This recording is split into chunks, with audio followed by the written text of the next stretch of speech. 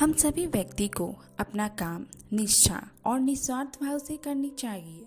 गीता में भी भगवान श्री कृष्ण ने कहा है, कर्म करो लेकिन फल की चिंता मत करो, क्योंकि कर्म करना ही व्यक्ति के अधिकार में है, उसका फल नहीं। कई बार हम परिस्थितियों के कारण या फिर भावनाओं में बहकर कुछ ऐसे फैसले कर देते हैं जिससे हमारा कर्म प्रभावित होता है। आपको कर्म करना चाहिए, फल की चिंता नहीं करनी चाहिए। ऐसा क्यों कहा गया है? चलिए जानते हैं एक किसान और भगवान शिव की कहानी से। एक बार भगवान शंकर पृथ्वीवासियों पर क्रोधित हो गए और माता पार्वती को साक्षी मानकर संकल्प लिया कि जब तक पृथ्वीवासी नहीं सुधरेंगे तब तक वे शंख नहीं बजाएंगे। देव जानते थे कि शंकर भगवान शंख बजाएंगे तभी बरसात होगी। इससे घोर अकाल पड़ गया। पानी की एक बूंद तक नहीं बरसी। धरती पर त्राहिमाम मच गया।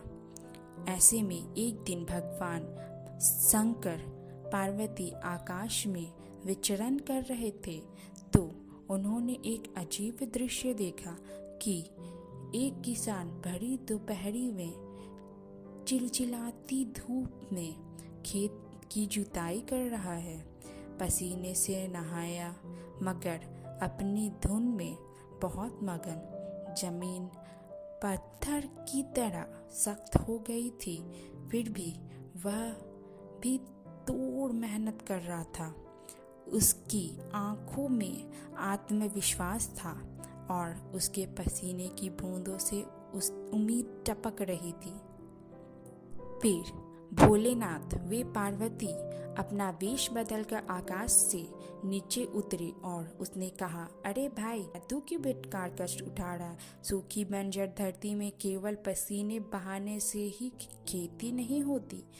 किसान ने हल चलाते चलाते ही जवाब दिया, हाँ बिल्कुल ठीक कह रहे हो श्रीमान, मगर हल चलाने का गुण भूल न जाऊं, इसलिए मैं हर साल पूरी लगन के साथ जुताई करता हूँ।